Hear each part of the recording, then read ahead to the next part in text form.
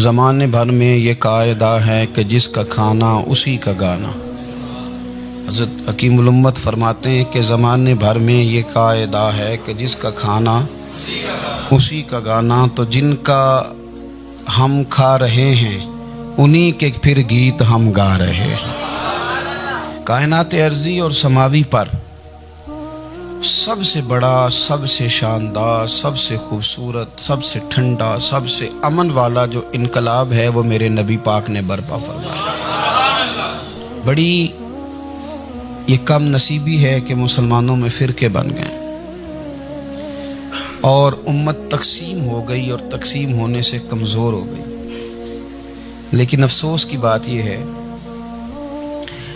کہ لوگ اس بات کو سمجھنے سے عاری ہیں کہ عید میلاد النبی صلی اللہ تعالی علیہ وسلم تو امت اس بات کے شکر کے طور پہ مناتی ہے کہ اللہ نے ہمیں اپنے نبی کا غلام بنایا۔ آؤ میں تمہیں مسلم شریف پڑھ کے سناتا ہوں، اور راوی بھی وہ بندہ جو ہر وقت حضور کے قریب رہتے تھے، حضرت انس بن مالک رضی اللہ تعالی۔ آپ فرماتے ہیں مجھے وہ دن بھولتا ہی نہیں، میں بھلا سکتا ہی نہیں جس دن میرے نبی پاک مکے سے ہجرت کر کے مدینہ طیبہ تشریف لائے۔ حضور اس دن کیا ہوا تھا؟ تو حضرت انس بن مالک فرماتے ہیں ساری بیبیاں چھتوں پہ چڑھ گئیں، ساری عورتیں اپنے اپنے کام میں مصروف ہوتی ہیں، کوئی کسی وجہ سے چھت پہ چڑھ جائے تو چڑھ جائے، ساری کٹھی تب بھی چڑھتی ہیں جب گلی میں کچھ ہو، جب کوئی انوکھی بات۔ ساری بیبیاں چھتوں پہ چڑھ گئیں، بچے درختوں کے ساتھ چمٹ گئے، اور فرماتے ہیں کہ 70 کے قریب لوگ حضور کی سواری کے آگے تھے اور باقی سینکڑوں کی تعداد سے سواری کے پیچھے تھے، اور فرماتے ہیں یہ الگ منظر تھا۔ اور یہ مسلم شریف میں نعرہ موجود ہے، مسلم شریف میں یہ صحیح مسلم میں موجود ہے کہ جب حضور مدینے آ رہے تھے تو مدینے والے نعرہ لگاتے تھے یا محمدہ یا رسول اللہ، اور چلتے ہوئے لگا رہے تھے یا محمدہ یا رسول اللہ کا وہ نعرہ لگا رہے تھے۔ اور پھر حضرت انس بن مالک فرماتے ہیں یہ دو منظر یہ تھے، ایک تیسرا منظر بھی تھا۔ مدینہ شریف کے اندر کچھ قبیلے تھے، آج بھی ایسا ہونا نہیں چاہیے، یہ اسلام نہ صرف اس کو ناپسند کرتا ہے بلکہ اس کی تردید کرتا ہے۔ چھوٹی برادری بڑی برادری آج بھی تقسیم ہے، نہیں ہونی چاہیے۔ عرب کے اندر بھی تقسیم تھی، کچھ قبیلوں کو چھوٹا جانتے تھے، کچھ کو بڑا جانتے تھے۔ ایک قبیلہ تھا بڑا قبیلہ، بنو نجار کا، چودھریوں کا قبیلہ، سیٹھوں نوابوں کا قبیلہ، بڑے لوگوں کا قبیلہ۔ اس قبیلے کی بیٹیاں ایک کونے میں دف لے کے بیٹھ گئیں۔ نبی پاک صلی اللہ تعالی علیہ وآلہ وسلم کے غلاموں بات کو سمجھے۔ ایک منظر یہ کہ عورتیں چھتوں پہ، آج ہم منع کریں گے کیونکہ یہ پردے کی آیتیں نازل ہونے سے پہلے کی بات ہے، اب آیتیں آ گئیں، اب ہم یہ اجازت نہیں دیتے۔ عورتیں چھتوں پہ چڑھ گئیں، مرد گلیوں میں نعرے لگانے لگے، اور بنو نجار قبیلے کی بیٹیاں، چھوٹی بچیاں وہ ایک کونے میں دف لے کے بیٹھ گئیں اور وہ پڑھنے لگیں طلع البدر علیہ۔ اب تو میلاد غریبوں میں رہ گیا ہے، ہمارے یہاں فیشن ہو گیا ہے، جب حالات خراب ہوتے ہیں تو لوگ برکت کے لیے میلاد کراتے ہیں، اور جب امیر ہو جاتے ہیں پھر انہیں میلاد کے جائز ہونے کی دلیل ہی کوئی نہیں ملتی، پھر وہ یہ فیشن ہے۔ بندہ تھوڑا سا پڑھ جائے نا دو چار چیزیں تو ہر چیز کو غلط کہنا اس کی طبیعت ہوتی، پھر یہ فیشن ہے کہ میری سوسائٹی نہیں ہو گئی، کتابیں نہیں ہو گئیں، فرنیچر نیا ہو گیا، دوست نئے ہو گئے، تو مذہب وہی پرانا۔ اوئے ہوئے کوئی ترقی کرنی چاہیے، پھر وہ ترقی کرتے ہیں بیچارے، اور جن کی پیچھے 10 نسلیں اور 50 نسلیں میلاد مناتی آنے کو اتنی دلیل کوئی نہیں ملی۔ سبحان اللہ۔ جن کی دادی وضو کر کے کھیر پکاتی تھی 11ویں کی، جب امیر ہو جاتے ہیں تو انہیں 11ویں پکانے کی دلیل ہی نہیں ملتی۔ اب آپ امیر ہو گئے میرے بھائی، آپ کا فیشن ہے، یہ طبیعت کا حصہ ہے۔ آپ چاہتے ہیں کہ میں وہ کام کروں جو درویش لوگ، سادے لوگ نہیں کرتے۔ تم اپنے معاملات کو بچانے کے لیے نعرے لگاؤ تو تمہارے پاس ساری دلیلیں ہیں، لیکن یہ تمہارا نصیبہ ہے کہ تم جھوٹوں کے نعرے لگاتے ہو، لیکن یہ غریبوں کا نصیبہ ہے کہ میلاد والے رسول کا نعرہ لگا۔ یہ غریب کا حصہ ہے۔ لیکن وہ بنو نجار کی بچیاں غریب نہیں، امیر گھرانے سے تھیں۔ انہوں نے جو بات کی اس کو حفیظ جلندری نے لکھا۔ مرحوم کہنے لگے کہ وہ ننھی بچیاں، چھوٹی بچیاں تھیں، کہتے وہ ننھی بچیاں وہاں بیٹھ کر دف بجاتی تھیں اور رسول پاک کی جانب اشارے کر کے گاتی تھیں، اور لوگوں سے کہتی تھیں کہ یہ کو ہمارا پیشہ نہیں دف بجانا، ہم تو چودھریوں کی بیٹیاں ہیں، ہم تو بڑے خاندان سے ہیں۔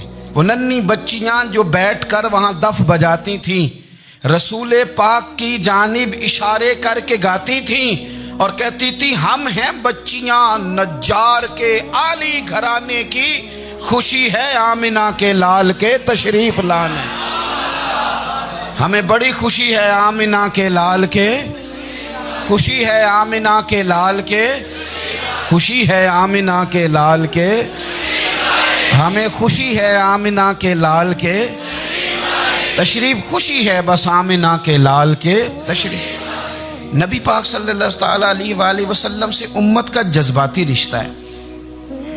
یہ پہلے دن سے ابو جہل کب منع کرتا تھا کسی مسلمان کو کہ خانہ کعبہ میں نماز نہ پڑھو، کہتا پڑھو۔ حضرت صہیب ابن سنان رومی سے اس نے کہا کہ آپ اپنے طریقے کے مطابق، مسلمانوں کے طریقے کے مطابق کعبے کے اندر نماز پڑھیں، جو مرضی کریں۔ روکتے تو وہ نبی پاک کے قریب جانے سے تھے، وہ منڈیوں میں بیٹھ جاتے تھے، حضور کے قریب نہ جانا، حضور کے قریب نہ جانا، حضور کے قریب نہ جانا۔ میری بات کو آپ سمجھے اور ہمیشہ یاد رکھیں، امت کا نبی پاک سے جذباتی رشتہ، جذباتی۔ یہ جو رسول اللہ کی امت ہے یہ گناہگار ہو سکتی ہے پر اپنے نبی کی غدار نہیں ہوتی۔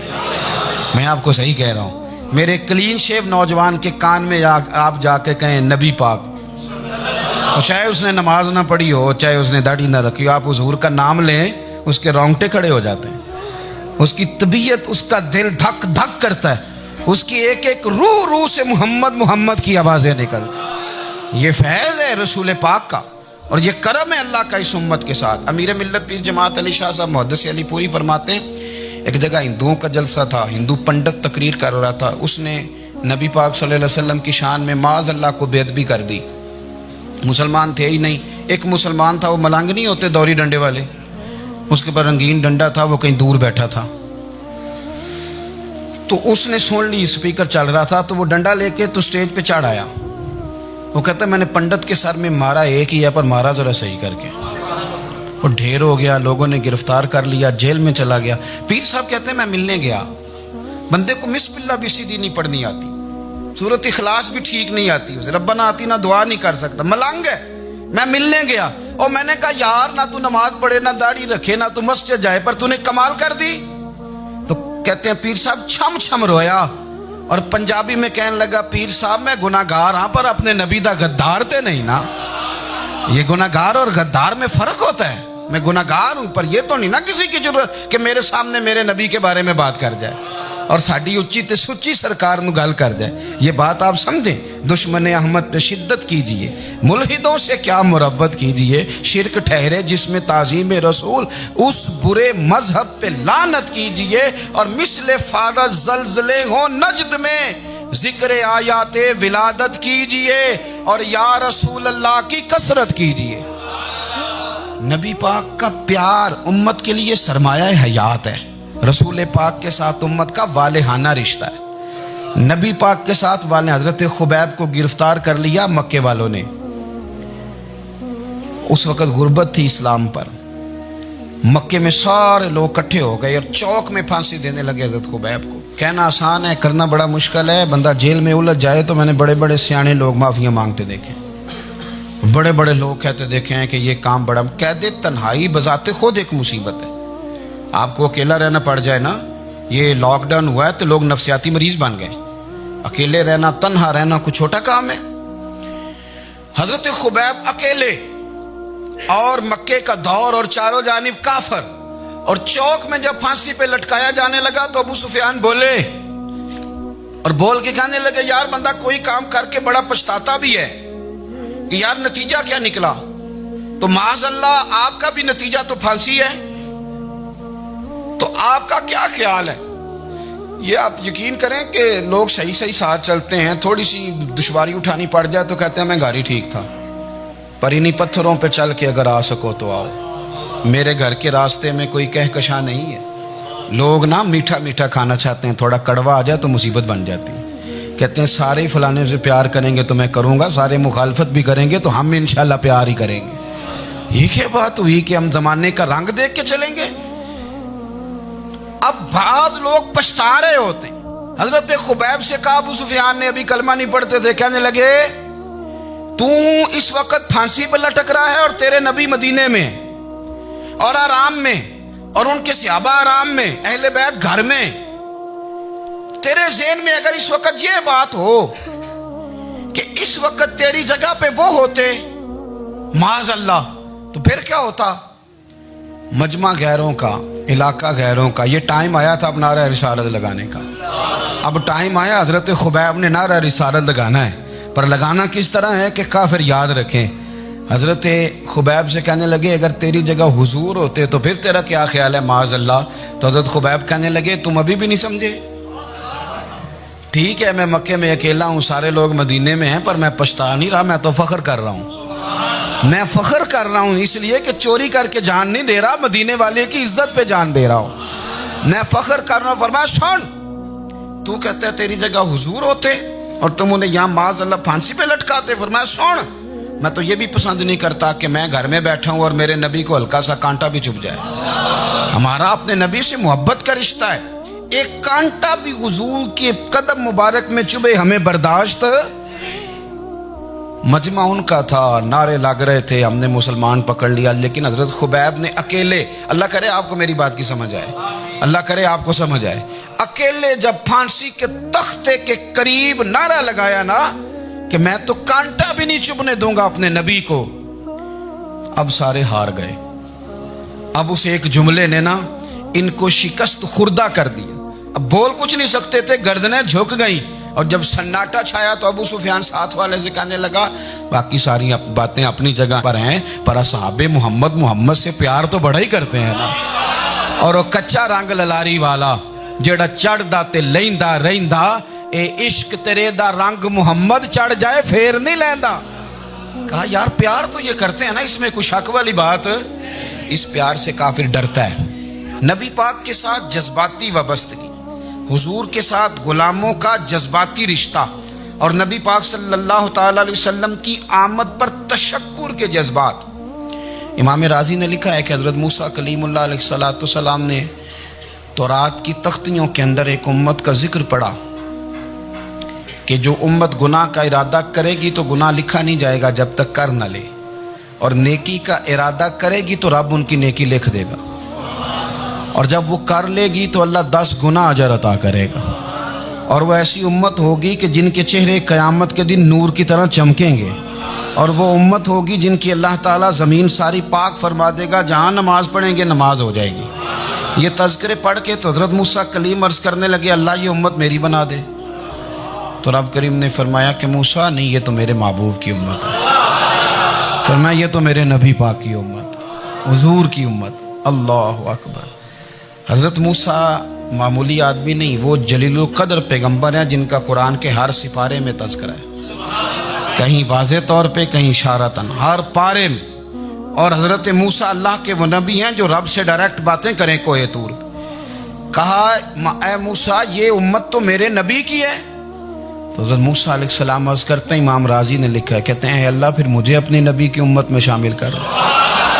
او یار ہمیں لوگ کہتے ہیں میلاد نہ مناؤ، جس امت میں آنے کے لیے حضرت موسیٰ نے دعا مانگی، جس محبوب کی غلامی کے لیے، ہمیں تو دعا بھی کوئی نہیں مانگنی پڑی، اللہ نے فضل سے ہی مدینے والے کا غلام بنا دیا۔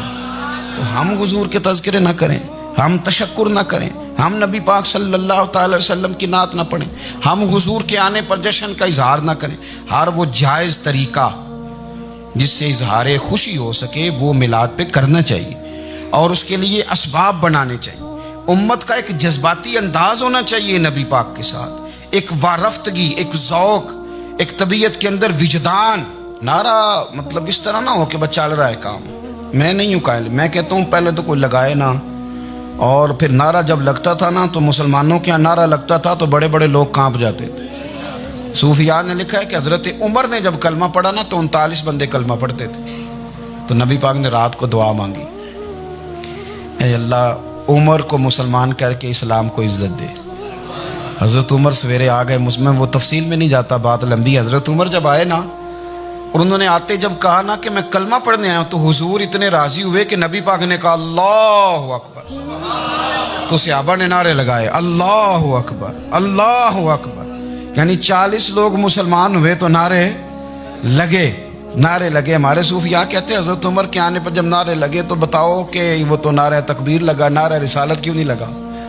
تو کہتے ہیں گویا ہمیں حضور نے یہ سمجھایا ہے، حضور کے اشاروں نے سمجھایا ہے کہ میں اب اپنے نعرے خود تو نہیں نہ لگاؤں گا، میں نے تو اللہ اکبر کہہ دیا، عمر آ گیا ہے میرے نعرے لگاتا رہے گا، نعرے لگیں گے۔ حضرت عمر نے پہلے دن ہی کہا کہ حضور آپ سچے رسول ہیں تو چھپ چھپ کے نماز کیوں پڑھیں؟ شروع ہو گئے نعرے، حضور آپ سچے ہیں تو چھپ چھپ کے نماز کا کیا معنی ہو؟ تو حضور نے فرمایا تیرا کیا ارادہ ہے؟ حضور سارے نہیں، ایک میں ایک امیر حمزہ، ایک لائن کے آگے وہ لگ جائے، ایک کے آگے میں لگ جاؤں، اور باقی مسلمان جتنے ہیں کل 40 تھے، پیچھے 18 19 بچیں گے، تو ایک لائن میں وہ ہو جائیں، ایک میں آگے ایک میں امیر حمزہ ہو، ایک میں ہوں، تو دیکھ لیتے ہیں یہ ہمیں نماز کیسے نہیں پڑھنے دیتے۔ ہاں دیکھ لیتے ہیں، آئے نا میدان میں، ادھر آ ستمگر ہنر آزمائیں تو تیر آزما ہم جگر آزمائیں، اور غلامان محمد جان دینے سے نہیں ڈرتے، یہ سر کٹ جائے یہاں رہ جائے کچھ پرواہ نہیں کرتے۔ فرمایا بھی پتہ چل جاتا ہے نا، ایک لائن میں حضرت امیر حمزہ ہو گئے، ایک میں حضرت عمر ہو گئے۔ پہلے یہ مارتے تھے جو حرم شریف میں مسلمانوں کے طریقے پہ نماز پڑھتا تھا، یہ جلوسوں کی بڑی برکت ہے، اندر بیٹھے رہے نا چپ کر کے، نکل جائیں تو پتہ کچھ بھی نہیں چلتا۔ جب نکلتے ہیں لوگ کہتے ہیں جلوس کیا معنی ہے، تو میں بتاتا ہوں نا جلوس کا معنی کیا ہے۔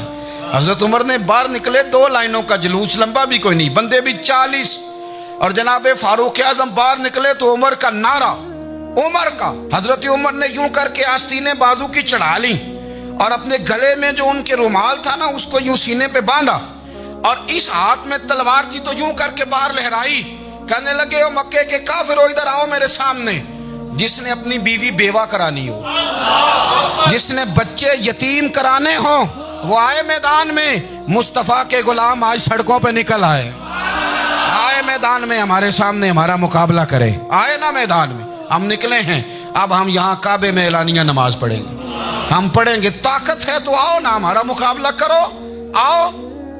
کفر بذات خود بہت بڑا جھوٹ ہے، اور جھوٹ کے پیر، بس 2 بندے نکلے تلواریں لے کے آگے، تو پھر حضرت عمر نے اعلانیہ نماز پڑھوائی خانہ کعبہ۔ تو میرے بھائی رسول اللہ صلی اللہ علیہ وسلم کے غلام تو جب نعرہ لگاتے تھے تو ہو ہی کمال جاتا تھا۔ پھر بریلی کے امام بولے، کہنے لگے پیش حق مجدہ شفاعت کا سناتے جائیں۔ حضور قیامت کے دن آگے نا، ہمارے آگے خوشخبری دیں گے، کہیں گے تم فکر نہ کرو، آ جاؤ میں تمہیں بخشواتا ہوں، میں تمہاری سفارش، آ جاؤ پیچھے۔ حضور نہ پیش حق مجدہ شفاعت کا سناتے جائیں گے۔ یقین کریں بریلی کے امام کو بھی بڑا ہی رنگ آتا ہے بیان کرنے کا، کہنے لگے آپ روتے جائیں گے، اللہ کو منانا ہے نا حضور نے، کہتے ہیں پیش حق مجدہ شفاعت کا سناتے جائیں گے، آپ روتے جائیں گے پر ہم کو ہنساتے جائیں گے، باغ جنت میں محمد مسکراتے جائیں گے، پھول رحمت کے گریں گے ہم اٹھاتے جائیں گے، اور حشر میں ہوگا ہمارا داخلہ اس شان سے ہم یا رسول اللہ کا نعرہ لگاتے جائیں، ہم یا رسول اللہ کا نعرہ۔ امام راضی کہتے ہیں حضور نے ایک رکا پکڑا چھوٹا سا، ایک بندے کو لوگ دوزخ میں لے کے جا رہے ہیں۔ اچھا مجھے ایک بات بتاؤ، فیصلہ پہلے ہو گیا ہے، اللہ کے سامنے ہوا ہے، اور فیصلہ ہو گیا اور طے ہو گیا کہ دوزخ میں جانا ہے، وہ قریب پہنچ گئے دوزخ کے، تو حضور نے دیکھ لیا، اور بتایا کس نے؟ حضرت آدم نے۔ حضرت آدم کہنے لگے حضور وہ آپ کے غلام کو دوزخ میں لے جا رہے ہیں۔ نبی پاک آگے گئے، کیا پڑھتے ہیں ہمارے بھائی؟ حضور نے مجھے ان سے چھڑا کے چھوڑ دیا۔ نبی پاک صلی اللہ علیہ وسلم آگے گئے، فرمایا ادھر آؤ، کہاں لے کے جا رہے ہو؟ اللہ کے سامنے فیصلہ ہوا ہے نا، فرشتوں نے کیا ہے نا، فرشتے کو کسی سے بددیانتی تو نہیں نہ کرتے، فرشتوں نے جو کیا ٹھیک کیا ہے نا، کیوں لے کے جا رہے ہو؟ سونے گناہ زیادہ ہیں، نیکیاں تھوڑی ہیں، فرمایا میرے سامنے تولو۔ کسی فرشتے نے نہیں کہا کہ سونے ہم معاذ اللہ ہم کو بے ایمان ہے، ہماری کوئی سے زد چل ساڈا کو بننا سان جائے دے نال، بھائی میرا مطلب ہے صحیح تولا ہے، فیصلہ ہے، فرمایا دوبارہ تولو۔ گویا رب بھی فرماتا ہے جیسے میرا محبوب کہتا ہے ویسے ہی کر، اور کوئی نہیں دوبارہ تول لو، کوئی حرج نہیں، تولو نہ دوبارہ۔ فرشتے دوبارہ آئیں گے، انہوں نے دوبارہ تولا، ایک پلڑے میں نیکیاں ایک پلڑے میں گناہ۔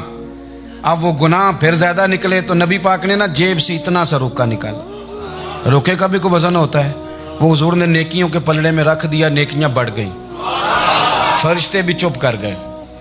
चलो भाई जन्नत में।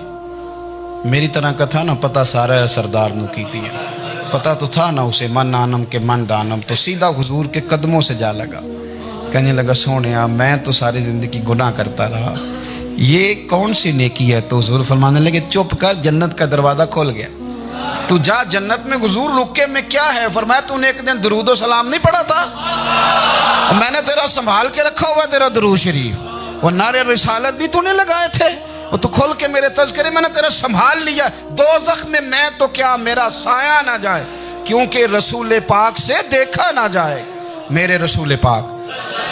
सर और मेरी बात सुनो, मैं भी आपको खाना नहीं खिलाता, लंगर मेरे संगी खिलाते हैं, मेरे दोस्त आपको खाना पेश करते हैं।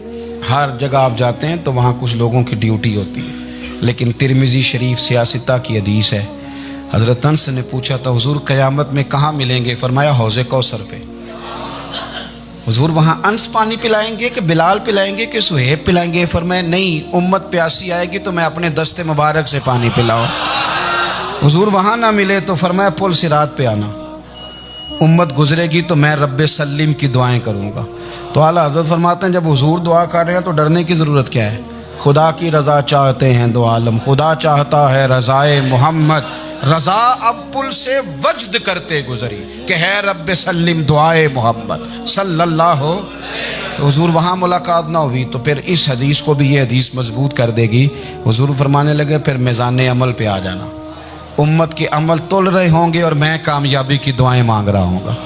तो जिसके लिए हुजूर दुआ मांगेंगे नाकाम होगा, नाकाम होगा। अपने बच्चों को हुजूर की मोहब्बत सिखाएं, नबी पाक सल्लल्लाहु अलैहि वसल्लम की ग़ुलामी करें। आपका रिश्ता नबी पाक के साथ मजबूत होना चाहिए, आपके ताल्लुकात हुजूर के साथ मजबूत होने चाहिए। और आपने दाएं बाएं नहीं देखना कि प्रोपेगेंडा क्या है, लोग क्या कह रहे हैं। लोगों को देख के जो लोग रास्ता बनाते हैं वो पीछे रह जाते हैं।